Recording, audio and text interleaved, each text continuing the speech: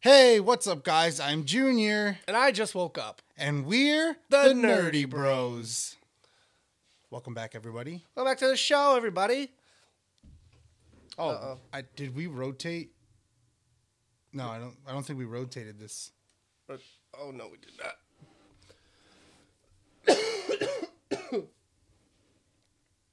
Bam. Look at that bacon sizzle. Hell yeah! You saw it on video. Anyway, yeah, welcome back, everybody. I hope you guys enjoyed last week's show. Hope you guys were able to do as well, or maybe beat Tito in the little one-liner quiz that I gave him. Hope you guys enjoyed that, because I thought that was pretty fun. Yeah, anyway, Tito, stuff. Me and stuff. I'm sorry about the cough, guys. I got sick last week, and it's just stuck with me, and I haven't gotten rid of it. It's really bad with coughs. But try to power through it.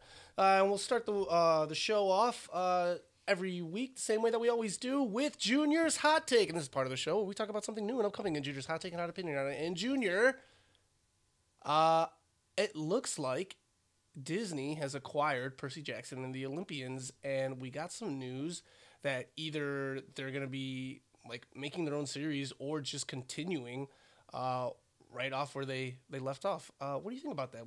Did you like the Percy Jackson movies? Yeah.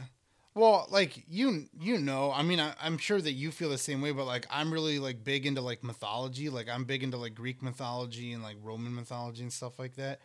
So, yeah, I really enjoyed those movies. Obviously, I knew that they were based on books, but because I'm not much of a reader, I never read any of them. So I don't know how close to the source material they stuck. But for whatever, I mean, obviously the first one did well enough that they were able to get a sequel, but I guess the second one must have either not done that well, or they thought that maybe the actors were going to start to get a little bit too old and age out of the roles. Not sure what happened there. But yeah, I've seen both the movies. I enjoyed both of them. So hearing that like Disney's now like acquired like this IP is exciting, because yeah, who knows? Maybe they're going to do a show. You know how like Series of Unfortunate Events, like there was the Jim Carrey movie, which basically rolled the first three books into this like 2-hour movie.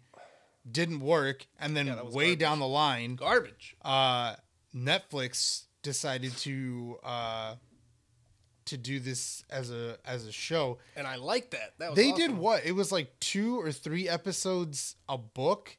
So like the first season was like 10 episodes, and that gave us like 3 books or 4 books, something like that.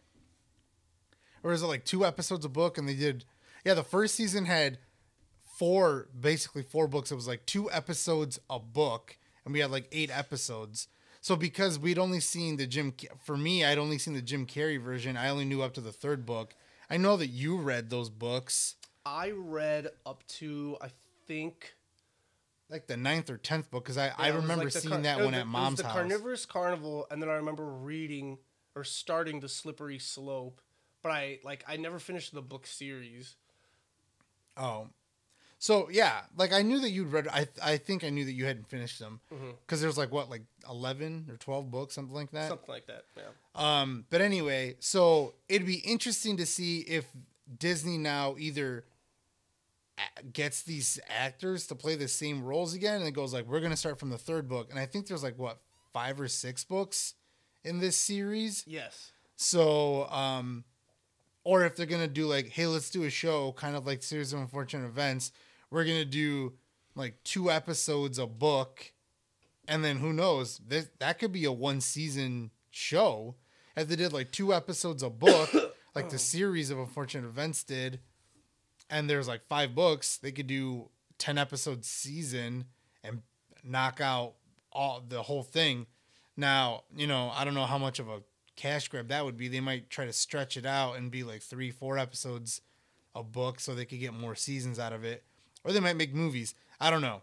I mean, when it comes But I am to excited that, for it. There's no like, there's not much of a cash grab, would you say, like on something like for instance, like Disney Plus, like obviously they don't have ads, So they only make money off of like the monthly subscription, right? Right. So like the only way that Percy Jackson would make them more money is if it brought more people to like sign up for it. Right. Because if it, like, you know, and it could, but I mean, if it's just like, But I think the whole thing is like streaming service. Like, you're right. It's not like going to the movie theater, and every time you go to the movie theater, you pay $7 or $10 to watch a movie. But you have to think also, the movie theater, I think they make the most money on concessions, and that's why they're expensive. But I think the movie theater probably still makes like $4. You know, like they probably make like 40% of the ticket sales.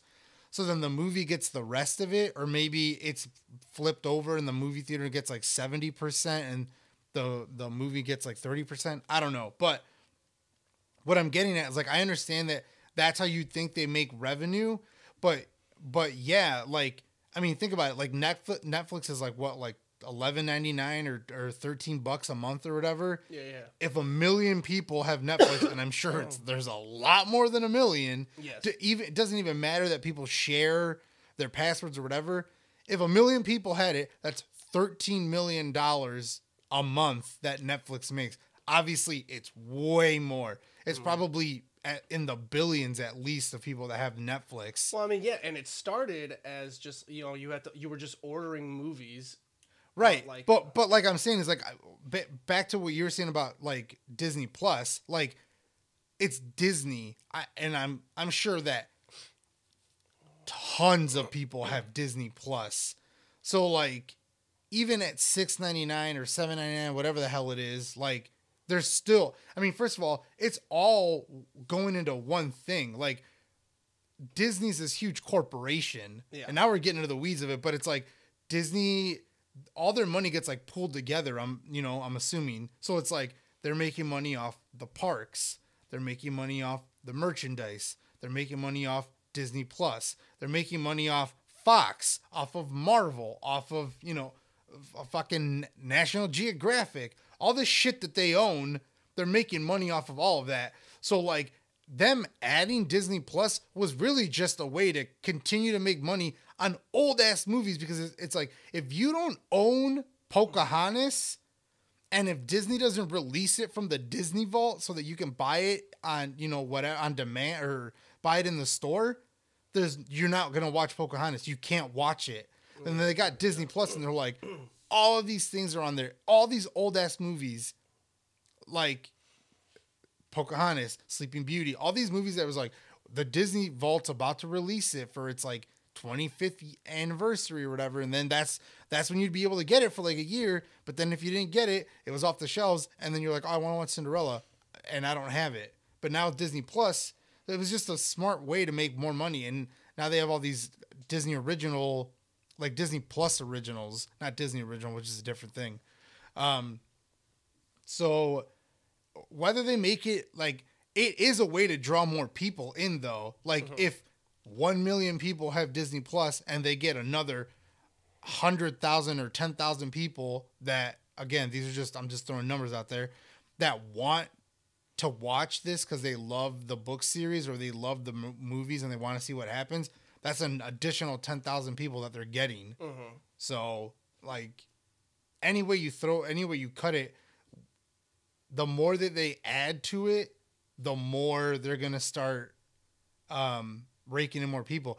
The same thing I think is going to start to happen with all these new Marvel shows that are coming out. I think they're going to like either redo Punisher, or Punisher is going to now get added into like one of the movies at some point or whatever. It's like, that was like a rated R show. And I'm wondering how Disney's going to deal with, that. Have we talked about Moon Knight at all? No, we haven't. Oh, okay. I mean, I think we've mentioned these shows were coming out. Well, because Moon Knight's trailer came out, and then I can't believe we haven't talked about Moon Knight. I thought we had. I mean, that's like your thing. I'm not really the Marvel guy here. Well, like, but that one kind of seemed like it could be close to maybe like Punisher level. Like, Moon Knight's pretty crazy. Like, did you see that TikTok that was floating around where it was like, go on your Disney Plus account and if you go to settings and parental guides, you can turn it off or whatever. That's not real. I was like, I tried to do that, and that wasn't a thing. Yeah, that's not a like, thing. it's a thing to turn it down on my kids so that they can't watch anything past, PG or rated 7 or whatever the fuck. Mm-hmm. But like, yeah, there was no like, you can unlock all these rated R films because it was like, if Disney owns Fox, that means that you can watch all these Fox movies. And I was like, whatever the fuck Disney you're talking about doesn't own. Oh wait, no. Yes, they do. The Simpsons Fox. is on there. Fox. Okay, yeah. They do own Fox. Sorry, that's how they got that. It with Sony. And that's why that's how we're getting X-Men and Deadpool. But again, it's like, are they now going to have to tone down Deadpool? Like, Ryan Reynolds already had to fight to have a rated R version, and then they had that, like PG-13 version or whatever. I don't think they would have to tone it down. No. I mean, not if it goes on theater, but the whole point is like, Disney doesn't have like a rated R movie. Like, everything that they own, are they going to start being like, again, a Fox movie is a Fox movie. Yeah, their parent company is Disney, but like, Disney doesn't stamp it and go, and this is a Disney movie. Like, no, it's not. It's a Fox movie.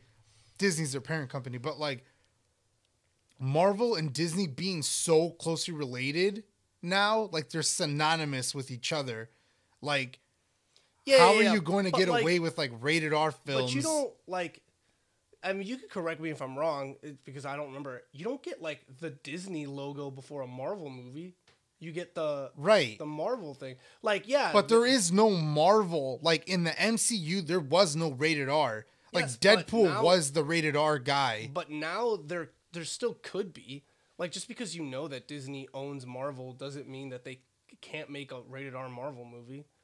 Again, but this all goes back to like, so the same thing with. I mean, we're supposed to be getting Blade, right? Yeah, but Blade could totally make Blade a PG-13 movie. They don't have to show all this blood and stuff. I mean, they do show blood in the Marvel movies. Yeah, but a lot of times it's like alien blood. There hasn't been a whole lot of like blood. People get messed up a lot. What are you talking? Everyone's face is always jacked up by the end of the movies where they're bleeding a lot. But they take stuff away. Like, think about in the Winter Soldier and Falcon, when the new Captain America kills that guy, you don't see it, but when he pulls the shield up, you see blood. But it's like, it's implied because of the implication. Yeah, because of the implication. So like, there's just all this. I guess there's ways around it, but. I just mean, like, Punisher was hardcore. That was, like, hardcore.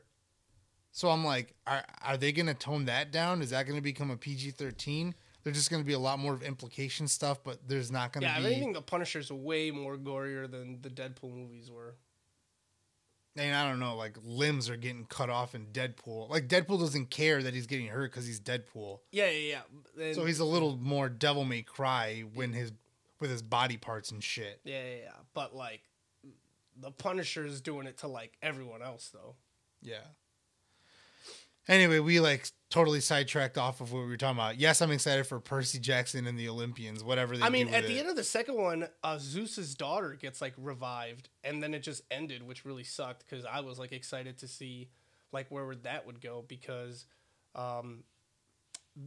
Because all the kids at the camp are demigods, and they're the offspring of the other gods. Of gods, but only certain ones are of, like, the main gods. None of the three brothers were there. And then Percy showed up. And then the second one, you got to meet Percy's half-brother, whose mom was, like, I don't siren. remember the second one that well. The first one's the one that I've seen a bunch of times. So I know Percy is the son of Poseidon.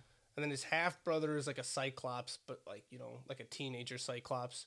And I'm pretty sure when Poseidon, I think the lore behind it is when Poseidon sleeps with a siren, he produces a Cyclops. And then they get the golden fleece in the second one because there's like a shield around that camp where all the kids are like training. Yeah. And the tree that was... creating the force field, it was damaged, so they got the golden fleece to fix it. And then you find out the lore behind that was that Zeus's daughter was trying to make it to the camp and got attacked and like killed, and essentially Zeus turned her into a tree that created the force field. So when they put the fleece on the tree, it ended up like bringing her back. So like literally right at the end, Zeus's daughter like comes back. And the actors, they're big actors, right? Sean Bean is Zeus. Yeah. And I think Poseidon is played by the redhead Dr. Hunt from Grey's Anatomy. Yes. And yeah. And you don't see Hades though, right? Well, you do. Yes, you do in the first one. Yes. Yeah. I can't remember who plays him. But Persephone, his wife, is played by Rosario Dawson. Yes. A lot of big names in the movie. Pierce Brosnan. Pierce Brosnan he's a centaur. Yeah. Which I thought was kind of silly that he's in a wheelchair. Yeah. Like, I understand that they're trying to, like, obviously they're in the real world, they have to hide it. But it was like, how do you hide a horse body in a wheelchair? Well, I think the whole thing was like four wheels, 4 legs. Oh. And then maybe. But then his guardian is a fawn, and he's using like his legs don't work, so he uses those like crutches, and then he's just like, what's the guy from South Park? Timmy? No, Jimmy. Yeah, Jimmy. Yeah, it's like what Jimmy uses. And then like at one point he's like, "I'm your guardian," and he starts taking off his pants. And he's like, "What are you doing?" And then he's oh no, not a fawn, he's a satyr. Yeah. But then it's just like, that doesn't make sense either. It's like, it seems like you totally could have walked and you like didn't have to hide it at all. You just had these magical pants that hid your legs. So yeah, I don't know. What was the girl? I can't remember Alexandra Daddario, but I can't remember what her character's name is. But I don't remember what her character name is. She's the daughter of Athena. Yeah, she was a daughter of Athena. Which Athena's a daughter of Zeus, and also Poseidon's wife. And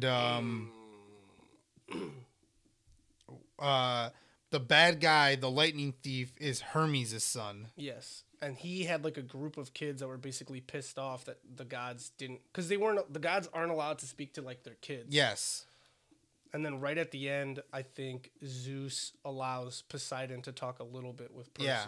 And like, doesn't Athena also see? No, she just like, she sees her mom, but they just kind of like look at each other. Yeah.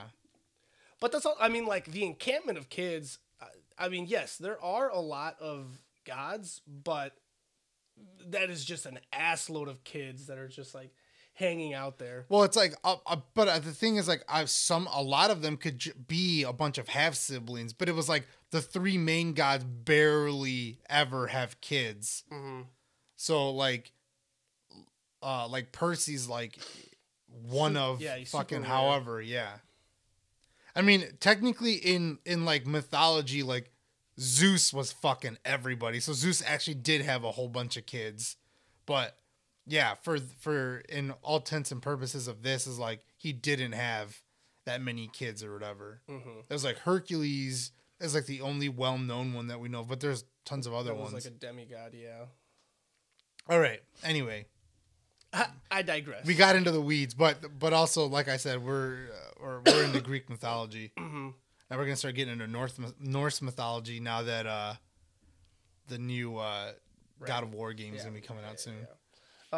I want to replay the first one. Oh well, moving things right along. We come to a fan favorite segment known as anime is an important part of our culture. And why did you do that? I don't know. I felt like it. So. I talked about how we were supposed to be getting the Jujutsu Kaisen movie in February. That's what was rumored. Now instead it is March, but we do have an official date. It is now coming out March 18th in theaters here in the U.S. So get excited for that. I'm beyond excited. I want so much more of this show. I honestly feel like rewatching this season. I constantly see some of the fights like on TikTok all over the place. Like this honestly, and I've talked to certain friends that were introduced to anime just last year, and their first anime they watched was Jujutsu Kaisen, and it just kind of blossomed them into all these other ones that they started watching, and it's such a great show. I literally cannot wait for more. I can't wait for this movie to come out. Demon Slayer and Attack on Titan have been blowing my mind. everyone is losing their damn minds waiting every Sunday for new episodes to come out. Literally the last like 5 episodes of Demon Slayer, I'm just like, I need more. Attack on Titan finally for me last week, I think was the first time that I felt like Demon Slayer's episode didn't overpower like what was happening. We finally got something big to happen. I know you said you've had to like dodge spoilers left and right. Yeah, that's all I've been doing is dodging spoilers on everything, literally everything. I'm on TikTok being like, At this point, same thing with I feel YouTube. like you should have some Demon Slayer episodes. I think the last time I checked, there was not a single one that was in English yet. Well, because like I'm also wondering if they started from like the beginning of season 2, which means like no, because I feel like the Mugen Train arc should already be in English for you. So I honestly feel like number one, you should have that one episode that I told you have to watch that is brand new, which is Rengoku before he gets on the train. So like that, I feel like you should have, but like because I feel like because they did Mugen Train episodically, and then they're doing the entertainment arc. Like as far as I know, like I think the entertainment arc could potentially be rounding out to like an end soon. So the Mugen Train arc is done. It's all in English. So the only one I have to watch is the first episode. That first one. So the Entertainment District arc is all in Japanese still. Oh, okay. Because there's 8 episodes out, and not a single one has been dubbed in English yet. Oh, so yeah, so they did probably go through all of Mugen Train, making it English dub before they reach this. So hopefully soon, or like within the next week, you should have an episode.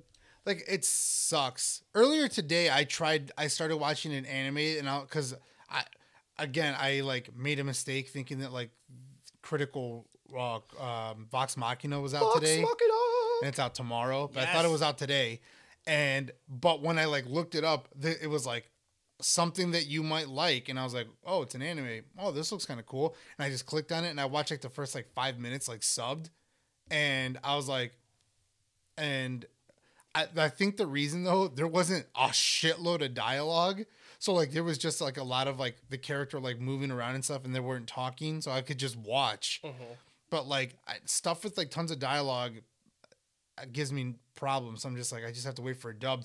But it sucks. It sucks because I want to be caught up with everybody else, but I have to wait like a month after everyone else has already seen it before I can even start watching it. Mm-hmm. Like the first half of season 4 of Attack on Titan was over like 3 weeks before I like started. I was like on episode 4 or 5 in English. So like by the time it was over, I was still watching for like a month and a half after to finish watching it.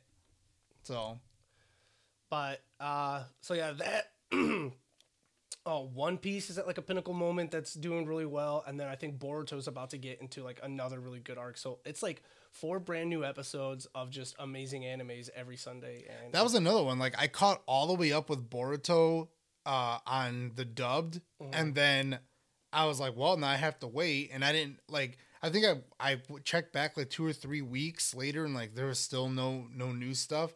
But I haven't like checked in a while, so like I don't know how far, because like I got into like I feel like I got into the 100 something episode. With Boruto? Yeah, I think. So what was the last thing you saw? It's like hard to remember. I remember seeing the fights with the Kaguya's people coming down. Or, like that might have been the start. So I remember they all became Junin, and they started taking, huh? Oh, Genin. Genin.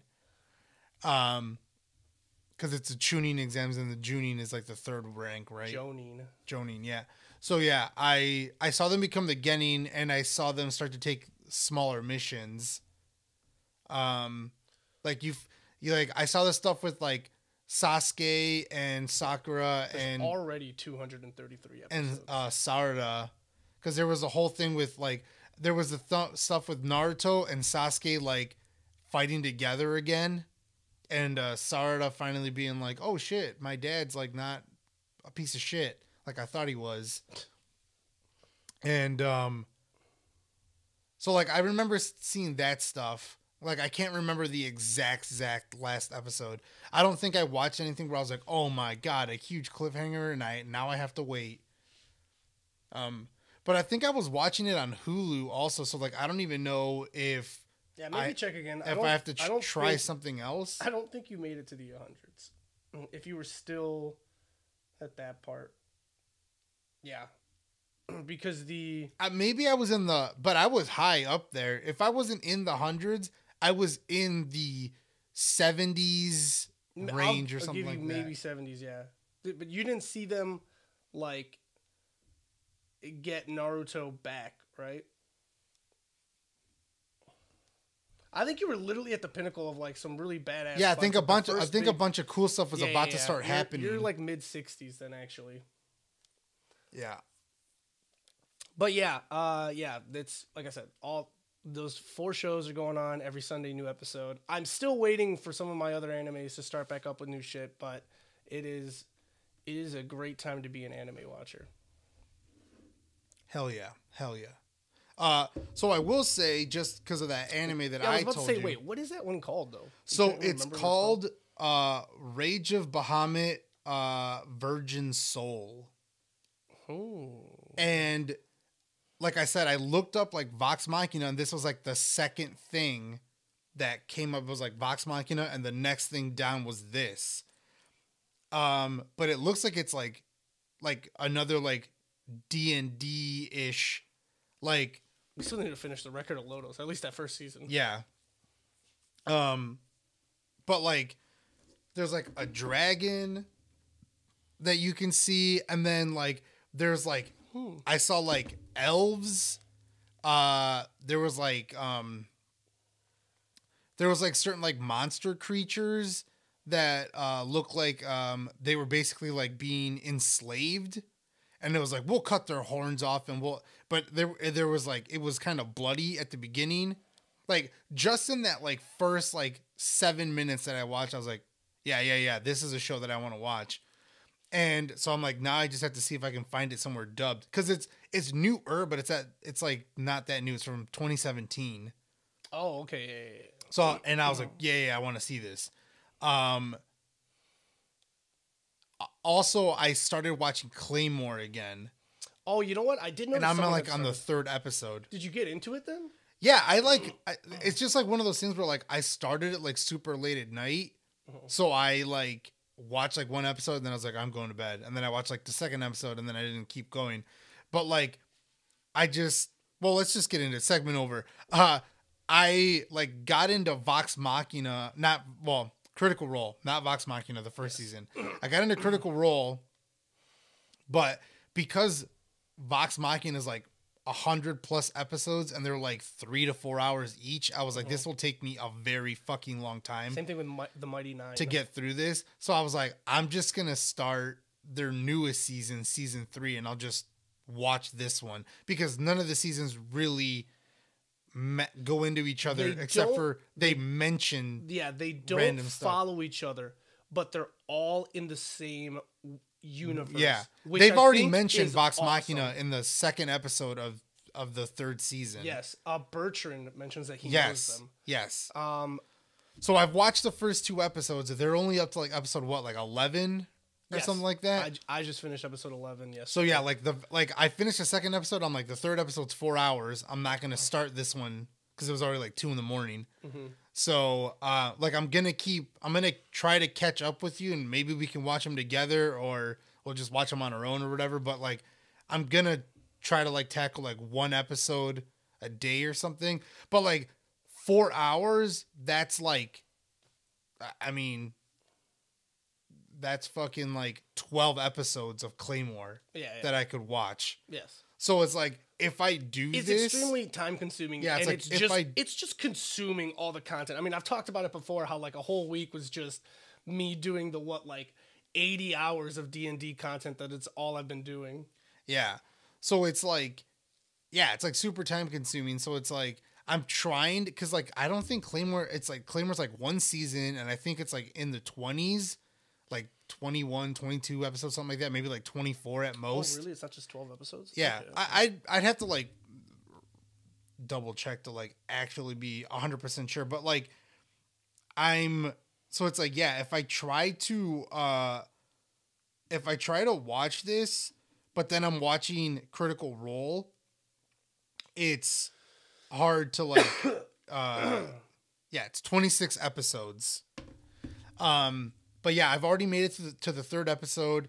It is like interesting because the whole premise of the show is basically they're called like Yoda or not like DA. Oh, okay. It's I was like what? YOTA. Yoma. Oh, that's really different. Well, yeah, I mean, I was one letter off, but it's still. So they're the Yoma, and they're like demons, right? And claymores are half demon, half human. Essentially, it's like a human, and it's not like a Yoma and a human got together They're and like had a baby. their- It's like yeah, it's like a human that got bit or something and got infected with Yoma blood, but didn't turn like full Yoma or whatever.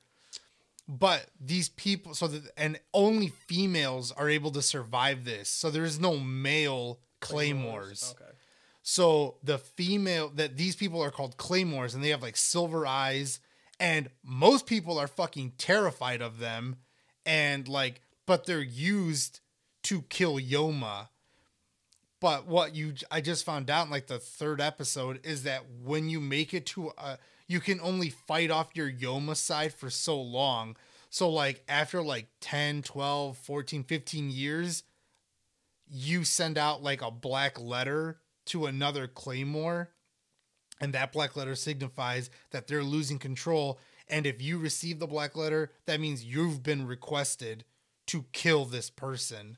So like I would send you a black letter when I was coming out of control, saying like, I want you to kill me. Okay. Oh shit. All right. So so like the main character, she got a black letter from one of the people that she was in like the like basic training with or whatever, like learning how to fight and stuff. That's crazy. And she was like, I want you to kill me because I'm like losing control. So that's pretty cool though. So yeah, like so far I'm like, hey, this is pretty cool. And like she's traveling with like this human kid who like lost his entire family to Yoma. So yeah, I'm like, okay, cool. I like this. I want to watch it. But yeah, like Critical Role has been like, fuck, this is like 4 hours. So it's like I could either just give Critical Role a minute and be like, let me just get through this anime because it's 26 episodes.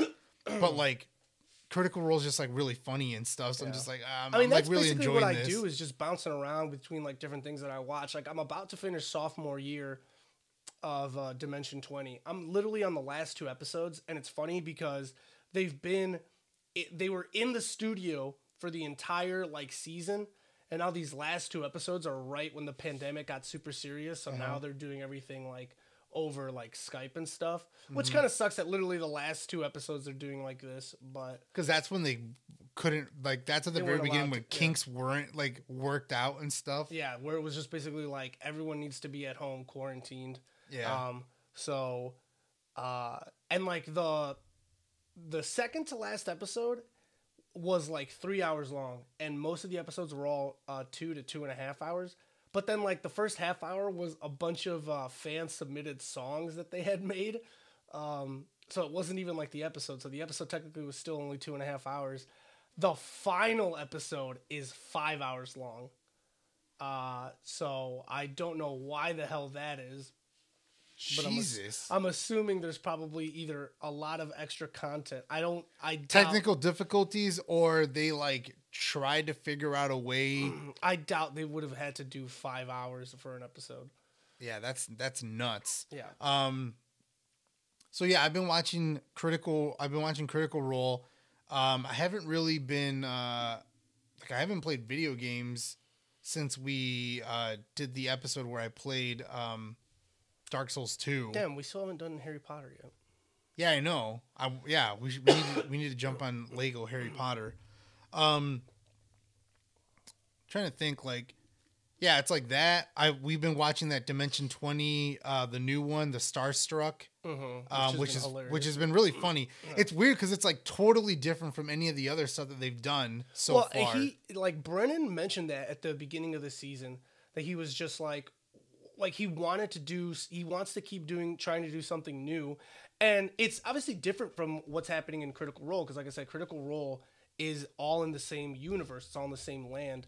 And it's the land of Tal'Dorei, and I really want to get, like, they just put out their own, essentially, like, player's handbook that's just specifically on kind of Tal'Dorei. So it adds a bunch of extra, like, subclasses. I think maybe even some of the newer classes that they use.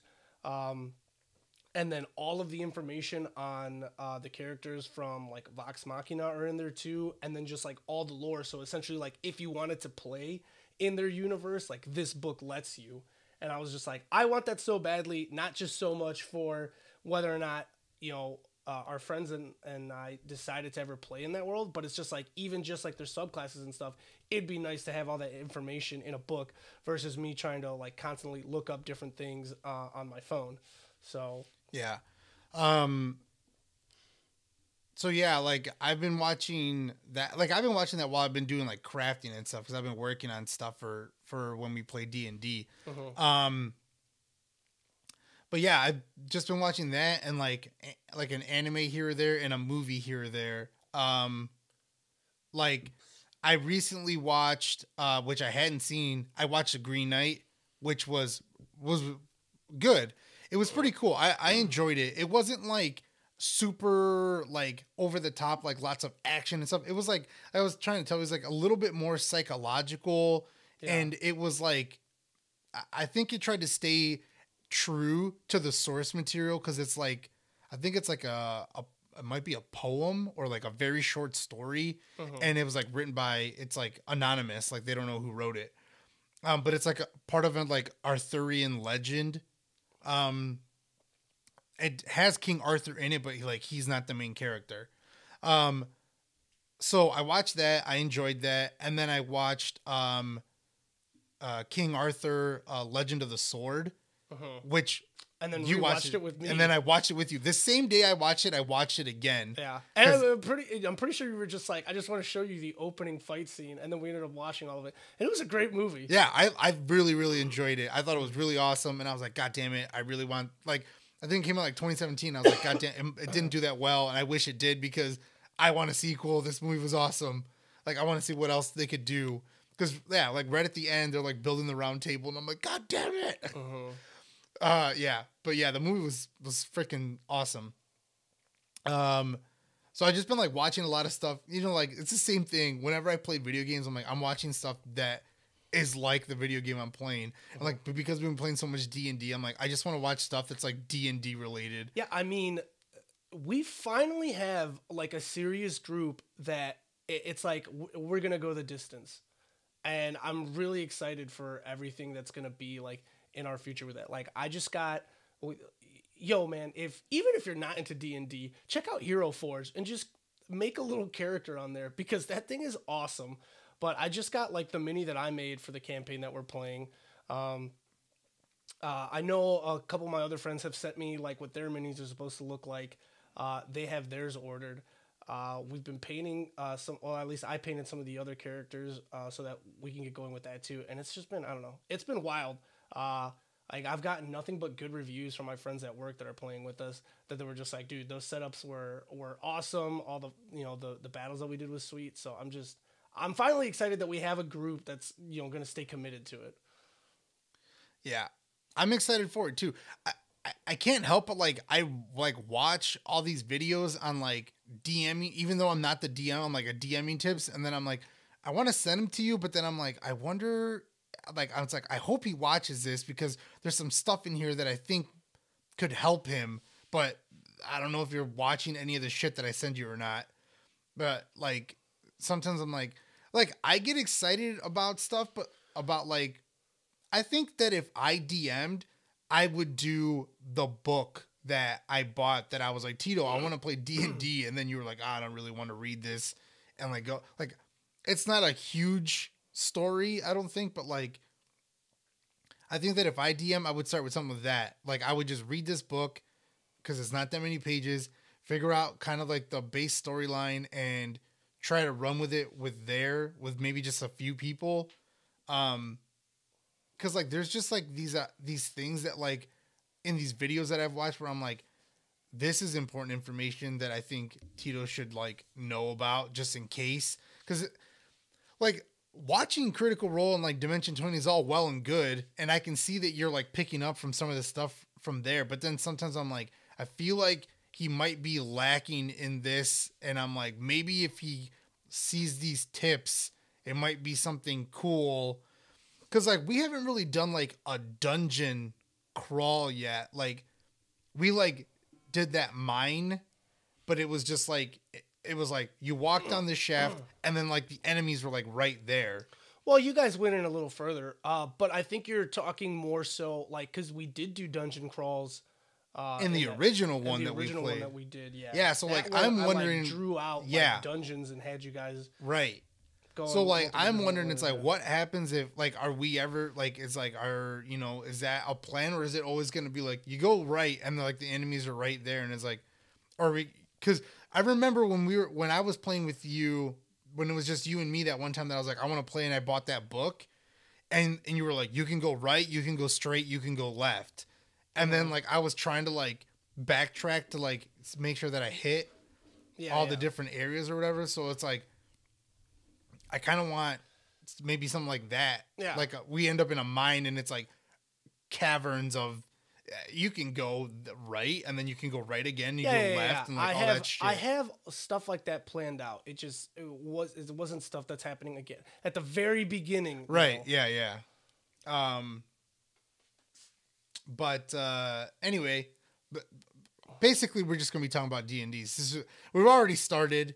We have already started. I was like, I don't know if you've seen it. Like, I want to watch The Last Duel. I like started it, watched the first like 10 minutes, but like everybody was awake, nobody was paying attention. I was like, I'm gonna get pissed off trying to watch this movie with everybody talking and stuff. So I'm just like, I'm gonna have to like watch this on my own. This is like a 2.5 hour movie. Mm-hmm. So I want to watch that movie, and then like I said, I want to get into maybe some of these other animes, and I want to watch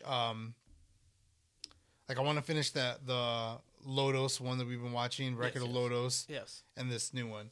But anyway, let's get into some D&D stuff. Yeah, guys. Recently some people have been saying that, some people have reached out to me and have been like, I'm getting more and more interested in D&D. I kind of want to know more. So it's like we talked about it in the one episode, but we didn't really get into so this time we're going to like delve in a little bit more and get into some of the basics of D&D that you might want to learn a little bit more and see if you get a little bit more interested. So, and I think we've talked a little bit on it on the show before, especially when we talked about like our own personal experience with it and how we get things going. And the number one thing like you have to find is like a group of people that actually are interested in it. And it's not just so much like you can't be into it for just like wanting to like, oh, like I want to roll dice or all this stuff. Like you really have to like role playing is a huge part of it. Getting into the mindset of actually being that character, which I know to some people might seem a little silly, but like if you're not going to take it seriously like that, just be all monotone or talk regularly and just be like, I don't know, I guess I'll walk into like, if you're just going to play it like that, like number one, you're not going to enjoy it that much. And number two, you're going to like start ruining it for the other people that you're playing with. So you really have to kind of get into the mindset of like, if you're going to be playing this, once you've crafted your character, whatever faults or like boons they have, like, lean into it. You are that character while you're sitting on that table rolling that dice. Like that's you. So I will say one thing though, because again, this is like stuff that I like saw recently, and I was actually, I don't know if I think I might have told you about it, and I don't know if you ever watch it or not, but like, Brennan has like a podcast called like the Adventuring Academy, like podcast. One of the episodes he has, and it's like early in the first season, he has Matt on, Matt Mercer. Mm-hmm. So they talk together about like Dungeons and Dragons DMing, building out a story, building out a world and shit like that. And they talk about like, hey, if it's somebody's like first time, you don't just like, if they're not comfortable doing all that, you can't just be like, well, this person's not going to be fun. It's like, it's also their first time. So like, I agree with you that like role playing is like a big part of it. But for somebody who's like never done anything like that before, but they want to play, you shouldn't just be like, well, you know, this guy's not taking it seriously. I don't want him to play again. It's like, give him a shot. Cause you're going to be like, and obviously also don't like embarrass them. Like afterward be like, hey man, like, you know how everybody else was like, you know, role playing and getting into it and stuff. It's like, maybe try to get into it a little bit more next time that we play or whatever. Cause it's like, you weren't really, you know, it didn't really feel like you were super participating or whatever. And the one thing that they gave, cause with the boons and like all the flaws and all that stuff, it was like, try to relate it. It's like, you know, what's your favorite movie? What's your favorite character?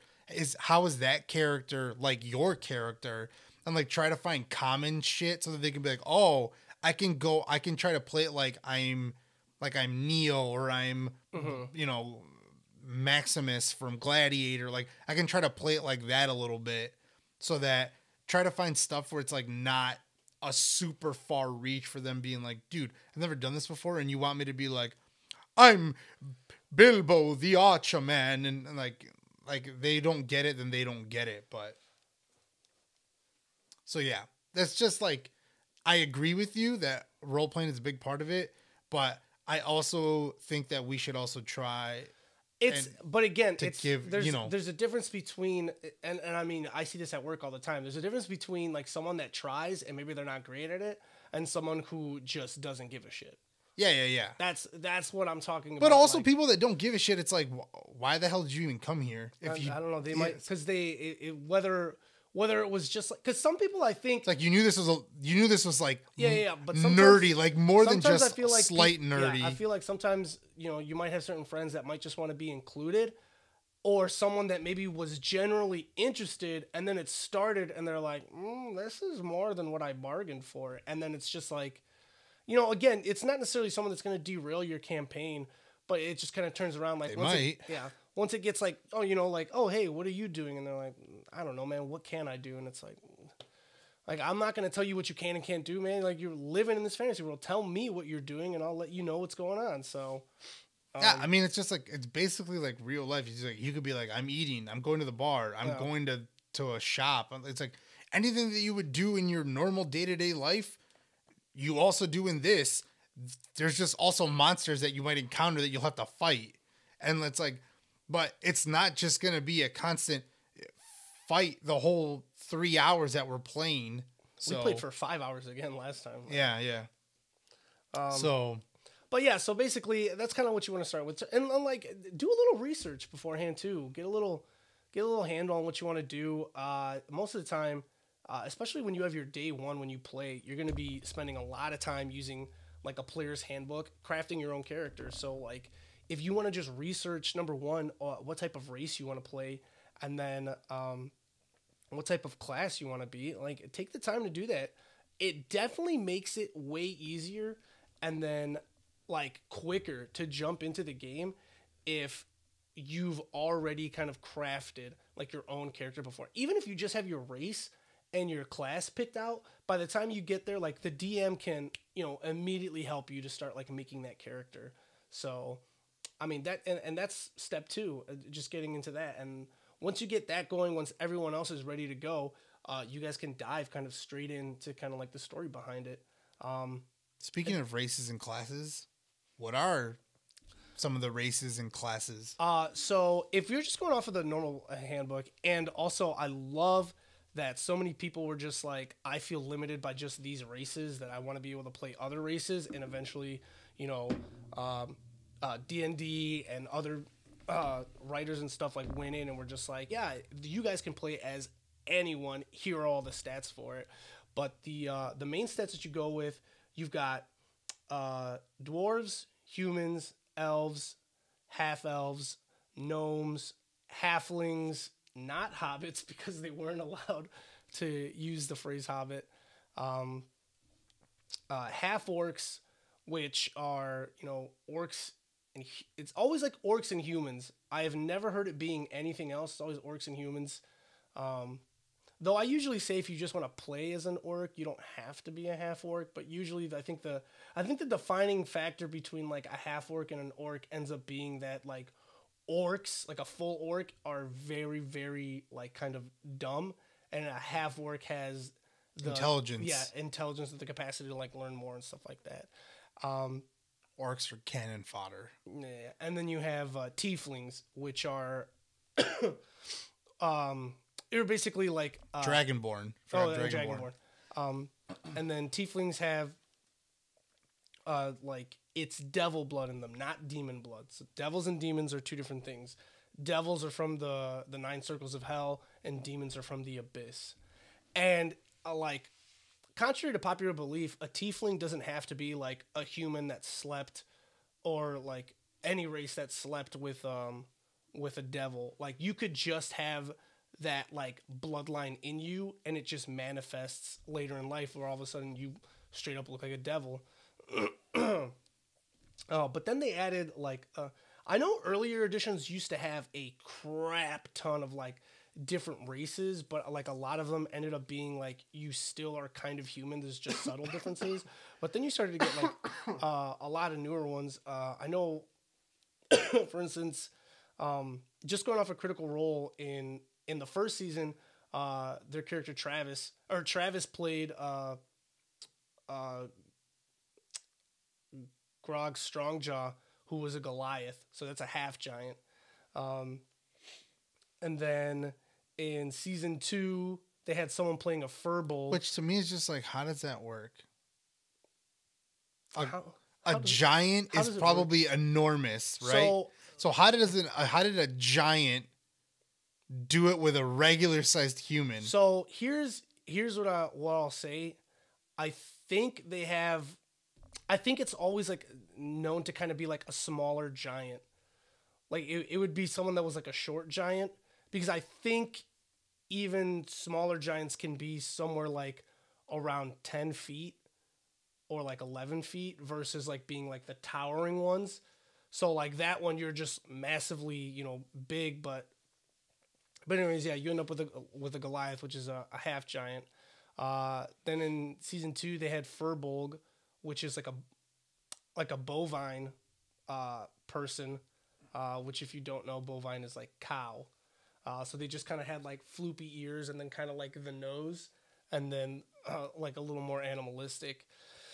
And they had someone who was an Azamar, which is like kind of like the other side of the spectrum with a tiefling. And Azamar has someone that has celestial blood in them.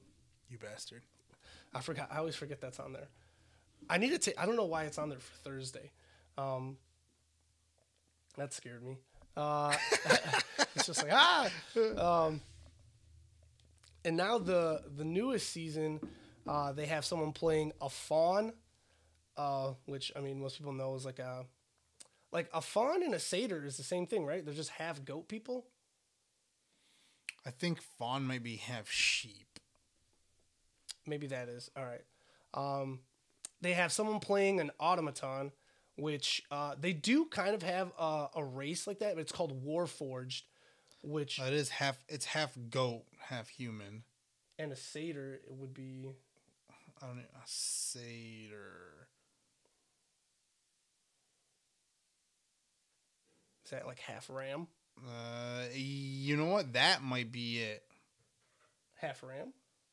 One class of drunken woodland gods represented as man with horse's ears and a tail. A satyr? Yeah.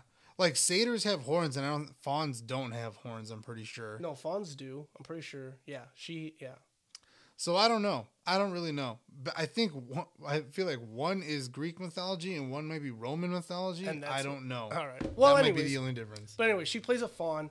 Then you have Fresh Cut Grass, who's a cleric, who's played by who's an automaton. But most of the time that you get automatons are known as Warforged, which are they were basically robot soldiers that were created, and then like I think it was like a soul was kind of shoved inside of it to give it like a magical soul to give it like power, and So then it's kind of like Alphonse.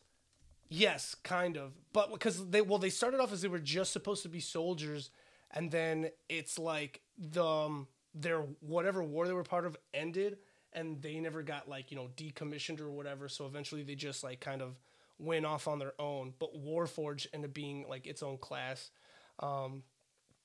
And then they also have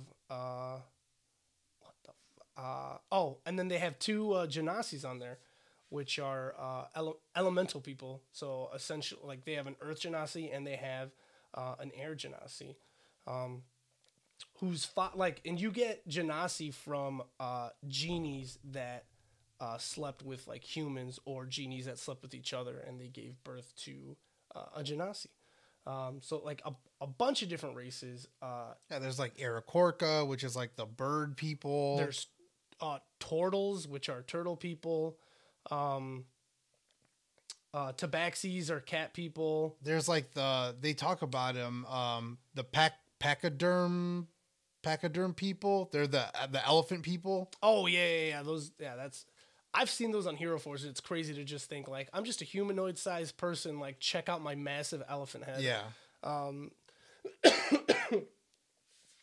But just a bunch of different races. There's so much that like goes into it, and then not just that, and then you get all the classes to go with it. Anywhere from being like a rogue or a bard to like a barbarian, a ranger, fighter, paladin, which is what you're playing in this campaign. Mm-hmm. 3 different types of like basically being like a magic user, although like a lot of, or I guess you could say 4. Like you've got druid, wizard, warlock, sorcerer, and I guess a cleric. I would say like those 5 are probably mainly, and like these guys are always going to be casting spells. But then there's like other classes that can also learn magic, like a paladin. Like paladins, like you'll always learn magic. Rangers also always learn magic, but you guys are still way more fighters than I would say you guys learn, like are magic based. And then same thing with like a bard. A bard is also like a little bit magic based, but also kind of like, hey, they're doing a bunch of other stuff too. And that also depends on like you could play a bard in 3 different campaigns and still play like a different type each time, because there are the subclasses. Once you reach level 3 with any class that you're playing, you then get to pick a subclass. For you, for instance, it was the type of oath that you're taking. Mm-hmm. If you were a fighter, for instance, it would be like the different type of fighter you could become. I know probably one of my favorite characters that like Murph has ever played on Dimension 20 was when they did the Crown of Candy.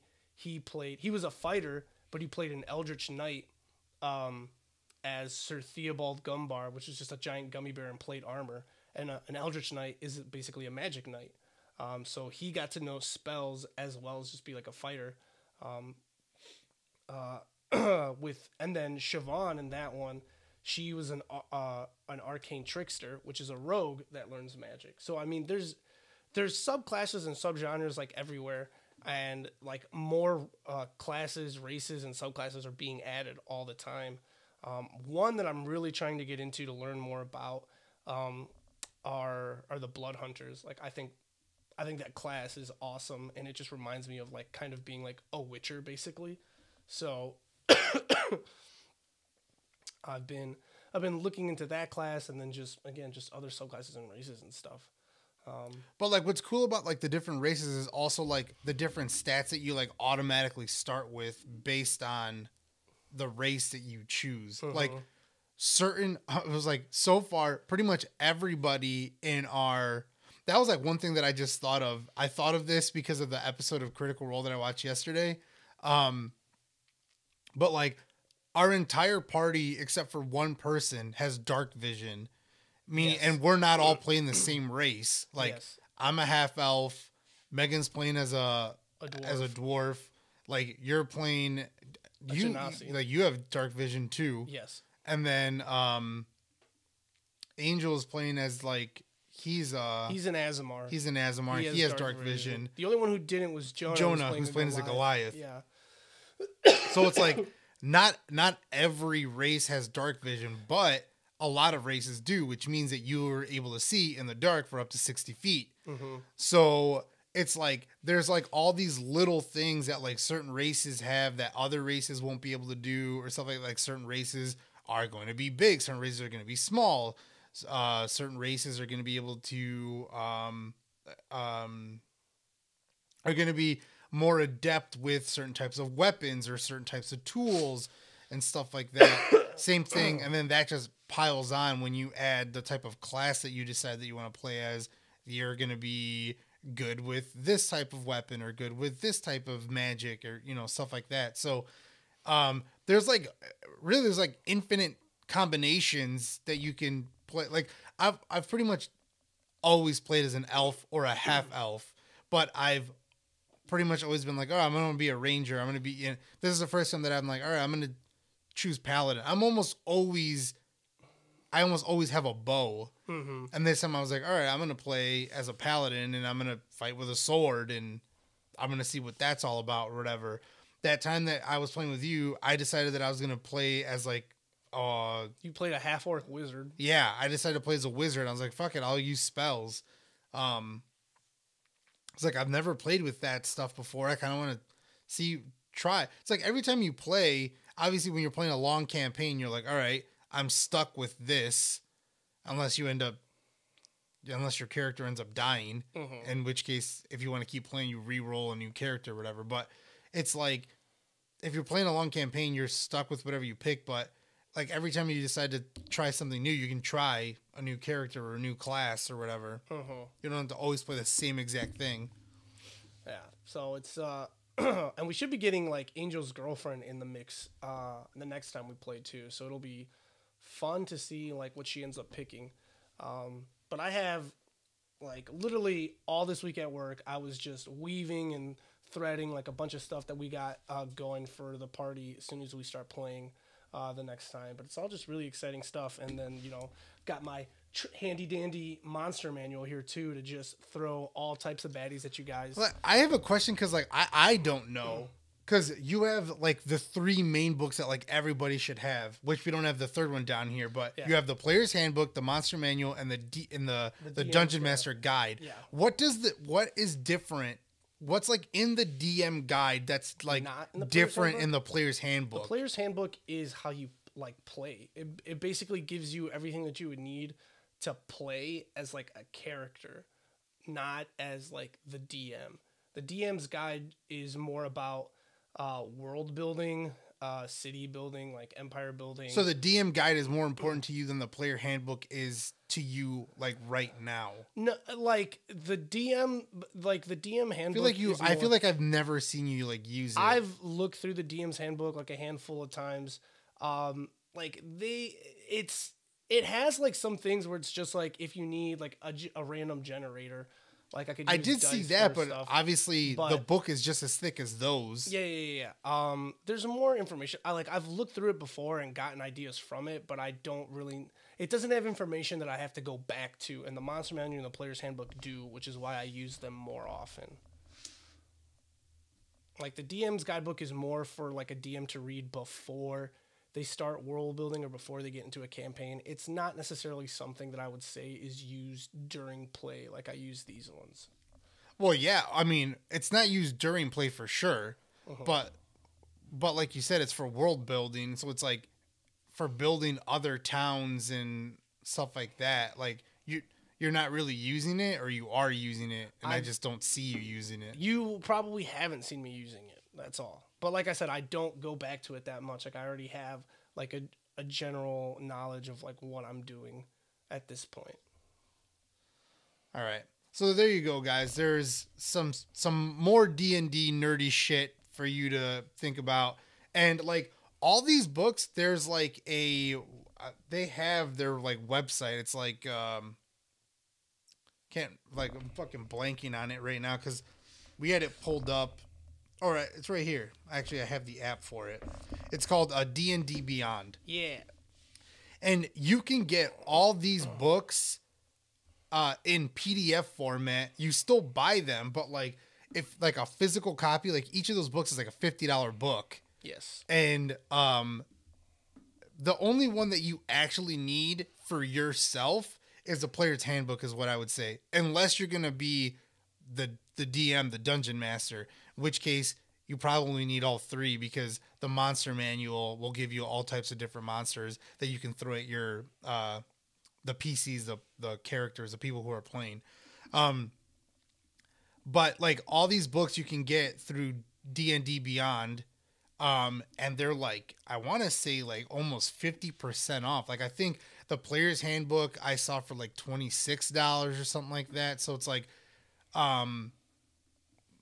you can get all these books on discount. I think there's also like maybe possibly free ways to get at least some of the rules, the basic stuff that you can get for free.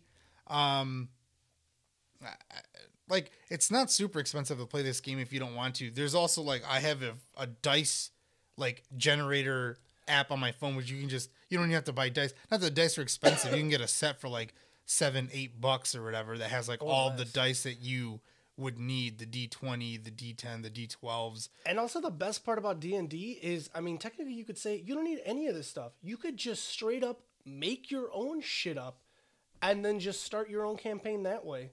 I mean, you do need to know some basic stuff. Like, I mean, I'm just saying you could create your own stuff though. Like you create your own rule set. Like that's what a lot of people end up doing is they like steal homebrew. from. Yeah. They steal from, like, you still need like a strength. You need like a strength number and like a dexterity modifier, and like you still need like that shit. That's like, it's all based on that stuff.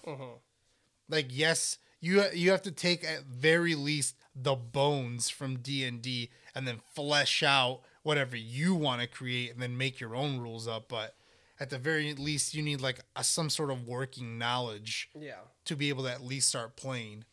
But anyways, guys, if you're interested in D&D stuff, and you know, you can hit us up, hit Tito up, hit me up. Tito, where can they hit you up?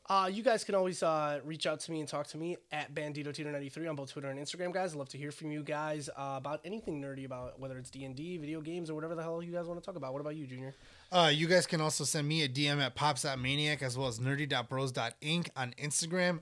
Hit us up if you have questions about, you're like, hey, I've been kind of thinking about it. Like I said, I've had a few people be like, I've thought about it, I just don't know where to start, or I don't know if I have anybody that I could play with or whatever. Like, there's online too. You can find, there's like websites designed specifically for people. It's like, I think it's like it might be called like D20 or something like that. D20 Roll, something like that. You can find online and you can play basically like via Discord and stuff like that. Just, you need like, well, you don't even need a microphone. Your computer's got a microphone or whatever.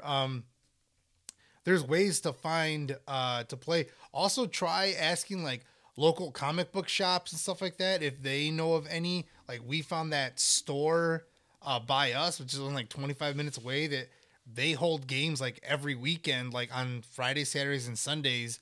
So like, you can ask around and you might be able to find, also if you, I don't know, if you live by us and you want to play with us, that might be something we might be open to as well. We have a full party right now, though. Yeah. But anyways, guys, hope you have a good week and enjoy the episode. Yeah, guys, thanks for stopping by. Okay, boy.